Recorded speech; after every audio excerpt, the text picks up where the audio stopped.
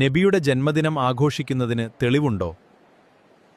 നബി സല്ലല്ലാഹു അലൈഹി വസല്ലമ തന്റെ ജന്മദിനമായ എല്ലാ തിങ്കളാഴ്ചയും നോമ്പ് അനുഷ്ഠിക്കുമായിരുന്നു. ഹദീസിലുള്ളത് പറ്റില്ല, ഖുർആനിലുണ്ടോ? ഉണ്ട്. സൂറത്ത് യൂനുസ് 58 സൂക്തത്തിൽ പറയുന്നുണ്ട്, അല്ലാഹുവിന്റെ ഔദാര്യവും കാരുണ്യവും കൊണ്ട് നിങ്ങൾ സന്തോഷിക്കുവീൻ. പ്രവാചകൻ ലോകത്തിനു മുഴുവൻ കാരുണ്യമാണല്ലോ. പക്ഷേ നബിയോ സ്വഹാബത്തോ മൗലിദ് ഓതിയിട്ടുണ്ടോ? ഉണ്ട്. നബിയെ പ്രകീർത്തിച്ച് കവിത ചൊല്ലിയ കഅബ് റളിയല്ലാഹു അൻഹുവിന് നബി സല്ലല്ലാഹു അലൈഹി വസല്ലം തന്റെ പുതപ്പ് സമ്മാനമായി നൽകിയിട്ടുണ്ട്. അല്ലാതെ ബിദ്അത്താണിത്, ഇത് ബിദ്അത്താണ്, ഇത് പാടില്ല എന്ന് പറയുകയല്ല ചെയ്തത്.